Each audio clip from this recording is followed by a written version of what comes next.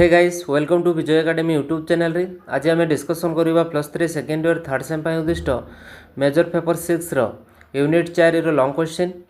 प्रथम long question अच्छी देख शीतल युद्ध कौन यार कारण मान उल्लेख कर। What is the Cold war discuss it's causes. आम उत्तर लिखा अमेरिका इंग्लैंड और फ्रांस आदि पाश्चात्य देश मान सहित रूसिया मिसी द्वितीय विश्वयुद्ध में अक्षय शक्ति को परास्त करते। अक्षय शक्ति बा एक्सेस पावर देश मान थिले जर्मनी जापान इटाली प्रभृति देश। पाश्चात्य ये देश और रूसिया मध्य जदिश बंधुत्वपूर्ण संपर्क थिला तथापि परस्पर मध्य अविश्वास ईर्षा भाव रही। तार कारण है उभयों मध्य आदर्शगत पार्थक्य और क्षमता लाभ पाई विवाद। गणतांत्रिक आदर्श रे नेतृत्व अमेरिका नेला बेले रूसिया नेला कम्युनिस्ट मतवाद अनुप्राणित देश मानक नेतृत्व। यही दुई विरोधी आदर्श को ग्रहण कर पृथ्वीर देश मानक दुई गोष्ठी को विभक्त करगले। गोटे गोष्ठी निजक बलशाली मणि अपरपक्ष को दुर्बल करने को भिन्न भिन्न पदपेक्ष मान नेउथिले। द्वितीय विश्वयुद्ध पर युक्तराष्ट्र अमेरिका रूसिया दुई महाशक्ति रूपे उभाई पृथ्वी सर्वदा उत्तेजना और भय सृष्टि करुथिले। शीतल युद्ध कौन what is the Cold War. शीतल युद्ध प्रकृत युद्ध नुहे अर्थात यह एक उत्तप्त युद्ध नुहे। शीतल युद्ध में कौन परमाणु अस्त्र व्यवहार करा जाउ नथिला किंतु यह युद्ध आरंभ हो गला आणविक अस्त्र निर्माण प्रतियोगिता। शीतल युद्धर विशिष्ट थिले संदेह आदर्शगत विवाद भय प्रदर्शन गुप्तचरत्व। शीतल युद्धर प्रत्येक युद्ध व शांति अनुभूत हो नथिला बेले केवल दुई महाशक्ति रूसिया और अमेरिका परस्पर प्रति सिंह उत्तोलन करी रोथिले। शीतल युद्ध संज्ञाटी प्रकृत वाक्य को निरूपण करने संभव नुहे तथापि एति कहले यथेष्ट हेब जे गणतांत्रिक जगत और कम्युनिस्ट जगत मध्य देखा आदर्शगत अर्थनैतिक सामरिक कूटनीतिक राजनीतिक विसंवाद और संघर्ष फल आंतर्जातीय क्षेत्र में जो प्रकार आशंका परिपूर्ण परिवेश सृष्टि है ताहा ही विश्वयुद्ध। शीतल युद्ध शब्दटी अमेरिका राजनीतिज्ञ बर्नार्ड बारुक दक्षिण कैरोलिना ठारे 1947 मसीहा एप्रिल मसरे एक वक्तृता व्यवहार करते। से कही आमे मैंने प्रतारित हेबा नहीं जे आज आमे मैंने शीतल युद्ध कबल रही। 1947 मसीह लिपमैन पाश्चात्य देश और रूसिया मध्य उपजुवा आशंका अवस्था और पुस्तक वर्णना करी यही शब्दटी को अधिक लोकप्रिय कराई किए ला लिपमैन है। शीतल युद्धर पृष्ठभूमि गणतांत्रिक और कम्युनिज्म मध्य आदर्शगत पार्थक्य उपर अधिक गुरुत्व दिज्वा फल विभिन्न देश समाज जनसमाज मानसिकता स्तर भाग भाग होगला। गणतांत्रिक माने कहले कम्युनिस्ट शासन लोक व्यक्तिगत अधिकार मुक्ति उपभोग करें ना। कम्युनिस्ट माने कहले आर्थिक सामाजिक समता बिना मुक्तिर मूल्य निरर्थक एवं जड़े सर्वहारा पक्षर राजनीतिक अधिकार अपेक्षा खाद्य और बासगृह अत्यधिकतर आवश्यक। मनस्तात्विक स्तर में द्वंद्व और राजनीतिक स्तर में प्रतिफलित होता। अमेरिका भाविला समग्र विश्व गणतंत्र को सुरक्षित करने से देशर दायित्व और कर्तव्य। सोवियत रूसिया चिंता कला यूरोप महादेशर सबु देशर कम्युनिस्ट शासन प्रतिष्ठा करने तार दायित्व और बाहर देशगुड़िक विप्लव सृष्टि करने तार कर्तव्य। द्वितीय विश्वयुद्ध पर समग्र पृथ्वी दुईटी गोष्ठी विभक्त है। गणतांत्रिक गोष्ठी अमेरिकार नेतृत्व एवं कम्युनिस्ट गोष्ठी सोवियत रूसर नेतृत्व है। रूसिया उपद्वीप रूसिया नेतृत्व में उत्तर कोरिया कम्युनिस्ट सरकार युक्तराष्ट्र अमेरिका नेतृत्व में दक्षिण कोरिया गणतांत्रिक सरकार मध्य युद्ध आरंभ है। ये युद्ध आवश्यक थिले दीर्घ 4 वर्ष धरी चली मिलित जातिसंघ संपृक्त होता। क्रमे क्रमे गोष्ठी कंदल शीतल युद्ध वृद्धि पाइबारु अमेरिकार उद्यम उत्तर आटलांटिक चुक्ति संगठन नॉर्थ आटलांटिक ट्रिटी ऑर्गेनाइजेशन बा नाटो गठन करा जायतिला। एतिरे युक्तराष्ट्र अमेरिका व्यतीत Canada Portugal France Britain Denmark Holland Norway Luxembourg जोग देइथिले। परवर्ती समय जर्मनी साधारणतंत्र तुर्की ग्रीस यार सदस्य होते। से पूर्व 1954 मसीह दक्षिण पूर्व एशिया रूस साम्यवादी शासन प्रभाव को ह्रास पाइबा युक्तराष्ट्र अमेरिका नेतृत्व में एक मेंट गठित होता। ये मेंट नाम दक्षिण पूर्व एशिया ट्रिटी ऑर्गेनाइजेशन बा सियाटो रखा जाइथिला। एतद्व्यतीत 1958 मसीहा मध्य प्राच्य चुक्ति संगठन बा मेटो ଗଠନ କରାଯାଇଥିଲା। ଇରାକ ଏହି ମେଣ୍ଟରୁ ହରିଯିବା ପରେ ଏହି ଚୁକ୍ତି ନାମ କେନ୍ଦ୍ରୀୟ ଚୁକ୍ତି ସଂଗଠନ ୱାର୍ସ ପ୍ୟାକ୍ଟ ବା ୱାର୍ସ ଚୁକ୍ତି ସ୍ଥାପିତ ହୋଇଥିଲା। ତେଣୁ ଦ୍ୱିତୀୟ ବିଶ୍ୱଯୁଦ୍ଧରେ ଶୀତଳ ଯୁଦ୍ଧ ପରିଣତି ପୁଣି ଥରେ ବିଶ୍ୱ ଇତିହାସରେ ସଙ୍କଟ ସୃଷ୍ଟି କରିଥିଲା। ଏହି ସଙ୍କଟ ସହିତ ଭବିଷ୍ୟତରେ ଶାନ୍ତି ଜଡ଼ିତ ଏବଂ ତା ସହିତ ମାନବ ସଭ୍ୟତାର ସ୍ଥାୟିତ୍ୱ ମଧ୍ୟ ଜଡ଼ିତ ହୋଇଥିଲା। ଆଫ୍ରିକା ମହାଦେଶର ମୁକ୍ତି ଆନ୍ଦୋଳନ, କେତେକ ରାଷ୍ଟ୍ରର ସ୍ୱାଧୀନତା ଲାଭ। ଦ୍ୱିତୀୟ ବିଶ୍ୱଯୁଦ୍ଧ ପରେ ଆନ୍ତର୍ଜାତିକ କ୍ଷେତ୍ରରେ ଗୁରୁତ୍ୱପୂର୍ଣ୍ଣ ଅଧ୍ୟାୟ ହେଉଛି ଆଫ୍ରିକା ମହାଦେଶରେ ମୁକ୍ତି ଆନ୍ଦୋଳନ ଏବଂ ଏହି ମହାଦେଶରେ କେତେକ ରାଷ୍ଟ୍ରର ସ୍ୱାଧୀନତା ଲାଭ ତନ୍ମଧ୍ୟରୁ ମିଶର, ଜିଜିଆ ଏବଂ ଟ୍ୟୁନିସିଆ, ମରକ୍କୋ, ଆଲଜେରିଆ ନାମ ଉଲ୍ଲେଖଯୋଗ୍ୟ ଥିଲା। ଚୀନ ବିଦ୍ରୋହ ଦ୍ୱିତୀୟ ବିଶ୍ୱଯୁଦ୍ଧ ପରେ ଆନ୍ତର୍ଜାତିକ କ୍ଷେତ୍ରରେ ଏକ ଗୁରୁତ୍ୱପୂର୍ଣ୍ଣ ଘଟଣା ଏହା ଆନ୍ତର୍ଜାତୀୟ ରାଜନୀତିକୁ ବହୁ ଭାବରେ ପ୍ରଭାବିତ କରିଥିଲା। ଚୀନ ବିଦ୍ରୋହ। ଇସ୍ରାଏଲ ରାଷ୍ଟ୍ର ଗଠନ ଦ୍ୱିତୀୟ ବିଶ୍ୱଯୁଦ୍ଧ ପରେ ଇସ୍ରାଏଲ ରାଷ୍ଟ୍ରର ଅଭ୍ୟୁଦୟ ବିଶ୍ୱ ରାଜନୀତି କ୍ଷେତ୍ରରେ ଏକ ଉଲ୍ଲେଖନୀୟ ଘଟଣା। ଏହି ନୂତନ ରାଷ୍ଟ୍ର ଅଭ୍ୟୁଦୟ ଫଳରେ ଆରବୀୟମାନଙ୍କ ସହିତ ଇସ୍ରାଏଲ ସଂଘର୍ଷ ଲାଗି ରହିଲା, କାରଣ ଇସ୍ରାଏଲକୁ ଏକ ସ୍ୱତନ୍ତ୍ର ରାଷ୍ଟ୍ର ରୂପେ ଗ୍ରହଣ କରିବା ପାଇଁ ଆରବୀୟମାନେ ପ୍ରସ୍ତୁତ ନଥିଲେ। ଗୋଷ୍ଠୀ ନିରପେକ୍ଷ ଆନ୍ଦୋଳନ ବା ନାମର ଆରମ୍ଭ ଦ୍ୱିତୀୟ ବିଶ୍ୱଯୁଦ୍ଧ ପୃଥିବୀର ଗୋଷ୍ଠୀ ନିରପେକ୍ଷ ଆନ୍ଦୋଳନ ଅନ୍ୟ ଏକ ଉଲ୍ଲେଖନୀୟ ଆନ୍ତର୍ଜାତିକ ଘଟଣା ଥିଲା। ଏସିଆ ଆଫ୍ରିକା ମହାଦେଶର ରାଷ୍ଟ୍ରମାନଙ୍କ ମଧ୍ୟରେ ଥିବା ଉତ୍ତମ ବୁଝାମଣା ଓ ସହଯୋଗ ଫଳରେ ଏହି ଆନ୍ଦୋଳନ ଜନ୍ମ ନେଇଥିଲା। ବିଭିନ୍ନ ଦେଶର ଅର୍ଥନୈତିକ ପ୍ରଗତି ଦ୍ୱିତୀୟ ବିଶ୍ୱଯୁଦ୍ଧ ପରେ ଅନ୍ୟାନ୍ୟ କେତେକ ଦେଶର ରାଜନୈତିକ ପ୍ରଗତି ସହିତ ଅର୍ଥନୈତିକ ପ୍ରଗତି ହୋଇପାରିଥିଲା। କେତେକ ଦେଶର ରାଜନୈତିକ ପଟ୍ଟଭୂମିର ପରିବର୍ତ୍ତନ ଦେଖାଦେଲା।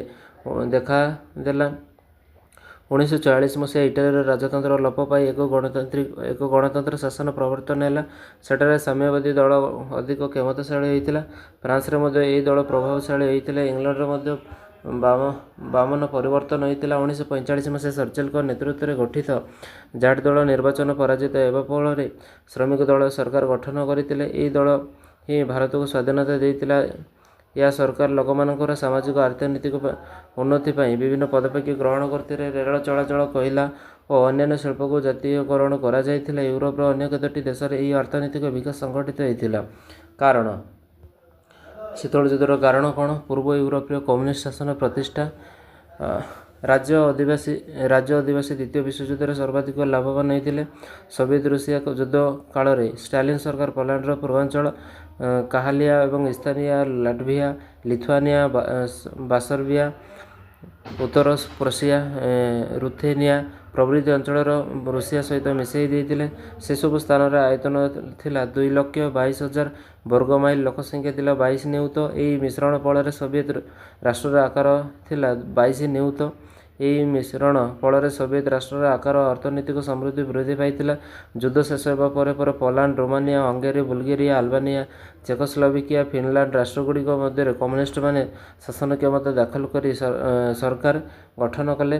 ୟୁରୋପରେ ଏହି ଅବସ୍ଥା ଦେଖି ୱିନଷ୍ଟନ ଚର୍ଚ୍ଚିଲ 1940 ମସିହା ମାର୍ଚ୍ଚ ମାସ 5 ତାରିଖ ଦିନ ତାଙ୍କର ପ୍ରସିଦ୍ଧ ଫୁଲଟନ୍ ଭାଷଣ ଘୋଷଣା କରିଥିଲେ। ସୋଭିଏତ ରୁଷିଆ ଓ ତାହାର କମ୍ୟୁନିଷ୍ଟ ଆନ୍ତର୍ଜାତୀୟ ସଂଗଠନ ଅଦୂର ଭବିଷ୍ୟତ କ'ଣ ହେବାକୁ ଚାହେଁ କିମ୍ବା ସେମାନଙ୍କୁ ପ୍ରସାରଣ ଓ ମତାନ୍ତରକରଣର ସୀମା କେତେ ଦୂର ସେକଥା କେହି ଜାଣନ୍ତି ନାହିଁ। ବଲ୍ଟିକ୍ କୂଳରେ ଷ୍ଟାଲିନଠାରୁ ଆଡ୍ରିଆଟିକ୍ କୂଳ ଟ୍ରିଷ୍ଟ ପର୍ଯ୍ୟନ୍ତ ମହାଦେଶରେ ଏପାଖ ସେପାଖ ଲୌହ ପରଦା ଅବତରଣ କରିଛି। ଦ୍ୱିତୀୟ କାରଣ ହେଉଛି ପାଶ୍ଚାତ୍ୟ ଏବଂ ସୋଭିଏତ ଗୋଷ୍ଠୀ ପରସ୍ପର ପ୍ରତି ଦୋଷାରୋପ। ଶୀତଳ ଯୁଦ୍ଧ ପ୍ରଥମ ଅବସ୍ଥାରେ ଉଭୟ ଗୋଷ୍ଠୀ ମଧ୍ୟରେ ପ୍ରସାର ଯୁଦ୍ଧ ଦେଖିବାକୁ ମିଳିଥିଲା। ଉଭୟ ପକ୍ଷ ପରସ୍ପର ପ୍ରତି ଦୋଷାରୋପ କରି ଜନସାଧାରଣଙ୍କୁ ଦୃଷ୍ଟି ଆକର୍ଷଣ କରିବା ଲାଗି ଚେଷ୍ଟିତ ହୋଇଥିଲେ। ଯୁଦ୍ଧରେ ବିଜୟ ଲାଭ କରି ରୁଷିଆ ପ୍ରମାଣ କରିଥିଲା ଯେ କମ୍ୟୁନିଷ୍ଟ ରାଷ୍ଟ୍ର ଅର୍ଥନୈତିକ ସାମରିକ ମୂଳରେ ରହିଛି। ସେ ଦେଶର ଅର୍ଥନୈତିକ ଉତ୍ପାଦନ ବ୍ୟବସ୍ଥା ଓ ଜନ ସହଯୋଗ ନାଜି ଜର୍ମାନୀ ସୈନ୍ୟମାନେ ଫ୍ରାନ୍ସ ପ୍ରଭୃତି ଗଣତାନ୍ତ୍ରିକ ଦେଶଗୁଡ଼ିକର ଅନାୟାସରେ ପରାଜିତ କରି ଗଣତନ୍ତ୍ରର ଦୁର୍ବଳତା ଦେଖାଇଲେ। ଅଥଚ ରୁଷ କମ୍ୟୁନିଷ୍ଟ ସମାଜର ଶକ୍ତି ଆଗରେ ନାଜି ପରାକ୍ରମ ଭାଙ୍ଗି ପଡ଼ିଲା। କମ୍ୟୁନିଷ୍ଟ ଗୋଷ୍ଠୀ ଏପରି ପ୍ରଚାର ଦ୍ୱାରା ଅନ୍ୟ ଦେଶର ଜନସାଧାରଣଙ୍କୁ ଭାବି ପାରିଥିଲେ ଯେ ଗଣତନ୍ତ୍ର ଓ କମ୍ୟୁନିଜମ ମଧ୍ୟରେ ଦ୍ୱିତୀୟଟି ହେଉଛି ପ୍ରକୃତ ଉପଯୋଗୀ। ଲୋକଙ୍କର ବିଶ୍ୱାସ ଜନ୍ମିଲା। ପାଶ୍ଚାତ୍ୟ ଦେଶଗୁଡ଼ିକର ଶ୍ରମିକ ଅଶାନ୍ତି, ବେକାରୀ ସମସ୍ୟା, ଦାରିଦ୍ର୍ୟ, ଅର୍ଥାଭାବ ଇତ୍ୟାଦିର ମୂଳ କାରଣ ହେଉଛି ପୁଞ୍ଜିବାଦୀ। ତୃତୀୟ କାରଣ ହେଉଛି ସୋଭିଏତ ରୁଷ ବିରୋଧରେ ନିର୍ଦ୍ଦିଷ୍ଟ ଅଭିଯୋଗ। ପାଶ୍ଚାତ୍ୟ ରାଷ୍ଟ୍ରମାନେ ସୋଭିଏତ ସରକାରଙ୍କ ବିରୋଧରେ ଗୁରୁତର ଅଭିଯୋଗ ଉତ୍ଥାପନ କରିଥିଲା। ୱାଲ୍ଟା ସମ୍ମିଳନୀରେ ଗୃହୀତ ହୋଇଥିବା ବର୍ତ୍ତମାନ ଭଙ୍ଗ କରି ରୁଷିଆ ମନୋମୁଖୀ ଭାବେ ପୋଲାଣ୍ଡ ଦେଶରେ କମ୍ୟୁନିଷ୍ଟ ସରକାର ଗଠନ କରିଥିଲେ। ଲୋକ ନିର୍ବାଚିତ ସରକାରଙ୍କ ହାତରେ କ୍ଷମତା ଅର୍ପଣ କରାଯିବ ବୋଲି ୱାଲ୍ଟାଠାରେ ହୋଇଥିବା ରାଜିନାମାକୁ ରୁଷିଆ ମାନିଲା ନାହିଁ। ଇଂଲଣ୍ଡ ଓ ଯୁକ୍ତରାଷ୍ଟ୍ର ଆମେରିକା ପରିଦର୍ଶକମାନଙ୍କୁ ସେଠାକୁ ଯିବା ପାଇଁ ଅନୁମତି ମିଳିଲା ନାହିଁ। ପୋଲାଣ୍ଡର ଗଣତନ୍ତ୍ରବାଦୀ ନେତାମାନଙ୍କୁ ଗିରଫ କରି ଅବୈଧ ଭାବରେ ସରକାର ଗଠନ କରାଗଲା ବୋଲି ଦୋଷାରୋପ କରାଗଲା। ଜାପାନ ସହିତ ଯୁଦ୍ଧ ଶେଷରେ ସମୟରେ ୱାଲ୍ଟା ସନ୍ଧି ଭଙ୍ଗ କରି ସୋଭିଏତ ରୁଷିଆ ମାଞ୍ଚୁରିଆ ମଧ୍ୟକୁ ଚୀନ ଦେଶର ଜାତୀୟତାବାଦୀ ସରକାର ସୈନ୍ୟମାନଙ୍କୁ ଯିବାକୁ ଦେଲା ଏବଂ ଜାପାନୀମାନଙ୍କ ନିକଟରୁ ଛଡ଼ାଇ ନିଆଯାଇଥିବା ବିପୁଳ ଅସ୍ତ୍ରଶସ୍ତ୍ର ଚୀନା କମ୍ୟୁନିଷ୍ଟମାନଙ୍କ ହାତରେ ଅର୍ପଣ କରାଗଲା। ତଦ୍ଦ୍ୱାରା ଚୀନ ଓ ଜାତୀୟତାବାଦୀ ସରକାର ମାଞ୍ଚୁରିଆରେ ଶାସନ ବ୍ୟବସ୍ଥା କରିପାରିଲା ନାହିଁ। ଅଧିକନ୍ତୁ ସେ ଅଞ୍ଚଳର ଆର୍ଥିକ ସମ୍ପଦ ସୋଭିଏତ ସରକାର ଅପହରଣ କଲେ। ଜର୍ମାନୀ ପତନ ପରେ ବ୍ରିଟିଶ ଓ ଆମେରିକା ସୈନ୍ୟମାନେ ଇରାନ ଦେଶରୁ ବାହାରି ଚାଲିଗଲେ ମଧ୍ୟ ସୈନ୍ୟମାନେ ସେଠାରେ ରହିଗଲେ ଓ ଇରାନ ସରକାରଙ୍କ ନିକଟରୁ କେତେଗୁଡ଼ିଏ ସୁବିଧା ହାସଲ କରିବାକୁ ଚେଷ୍ଟା କଲେ। ସେହିପରି ଜର୍ମାନୀର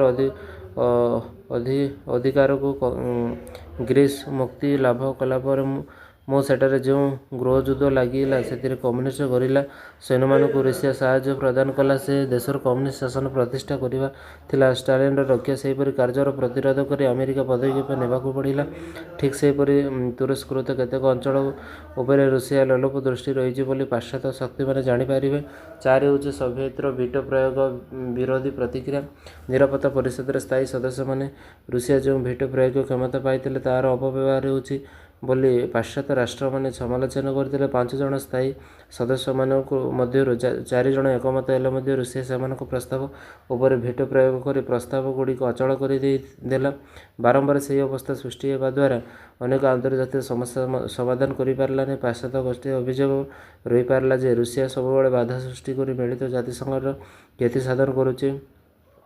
ଭିଟୋ କ୍ଷମତାକୁ କେନ୍ଦ୍ର କରି ଉଭୟ ଗୋଷ୍ଠୀ ମଧ୍ୟରେ ମତ ପାର୍ଥକ୍ୟ ଚାଲିଲା।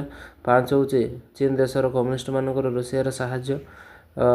ଦ୍ୱିତୀୟ ବିଶ୍ୱଯୁଦ୍ଧ ପରେ ଚୀନ ଦେଶର ଜାତୀୟତାବାଦୀ ସରକାର ଯୁକ୍ତରାଷ୍ଟ୍ରର ସମର୍ଥନ ପାଇଲା ପରେ ସେ ଦେଶର କମ୍ୟୁନିଷ୍ଟମାନଙ୍କୁ ରୁଷିଆ ସାହାଯ୍ୟ କଲା। ମାଓ ସେ ତୁଙ୍ଗଙ୍କ ନେତୃତ୍ୱରେ ଚୀନା କମ୍ୟୁନିଷ୍ଟମାନେ କ୍ଷମତା ଦଖଲ କରିବା ଲାଗି ଅଗ୍ରସର ହେବାକୁ ବେଳେ ଚିଆଙ୍ଗ କାଇସେକ୍ ସରକାର ସେମାନଙ୍କର ପ୍ରବଳ ପ୍ରତିରୋଧ କଲା। ବସ୍ତୁତଃ ଚୀନ ଭୂଖଣ୍ଡରେ ସେହି ଅନ୍ତର୍ଯୁଦ୍ଧ ପାଶ୍ଚାତ୍ୟରେ 2 ମହାଶକ୍ତି ବଳ କଷାକଷି ଦେଖିବାକୁ ମିଳିଥିଲା। 6 ହେଉଛି କମ୍ୟୁନିଷ୍ଟ ଗୋଷ୍ଠୀର ବୈପ୍ଳବିକ କାର୍ଯ୍ୟପନ୍ଥା ପ୍ରତି ସତର୍କତା। ପୃଥିବୀର ଅନେକାଂଶ ଦେଶରେ ଶ୍ରମିକ ଅଶାନ୍ତି ଲାଗି ରହିଥିବା ବେଳେ ପାଶ୍ଚାତ୍ୟ ସରକାର ଭାବିନେଲେ ଯେ ସେହିସବୁ ଉପଦ୍ରବ ପନ୍ଥା ସୋଭିଏତ ରୁଷିଆ ହାତରେ ରହିଛି। ଏପରିକି ଯୁକ୍ତରାଷ୍ଟ୍ର ଓ କାନାଡ଼ା ପ୍ରଭୃତି ଦେଶର ପୁଞ୍ଜିବାଦ ବିରୋଧରେ ଧ୍ୱନି ଉଚ୍ଚାରିତ ହୋଇଥିଲା। ୟୁରୋପୀୟ ଦେଶଗୁଡ଼ିକରେ ସୋଭିଏତ ଗୁପ୍ତଚରମାନେ ଅଶାନ୍ତି ସୃଷ୍ଟି କରୁଛନ୍ତି ବୋଲି ସେମାନେ ଗୋଷ୍ଠୀମାନଙ୍କ ମଧ୍ୟରେ ଧାରଣା ସୃଷ୍ଟି ହେଲା।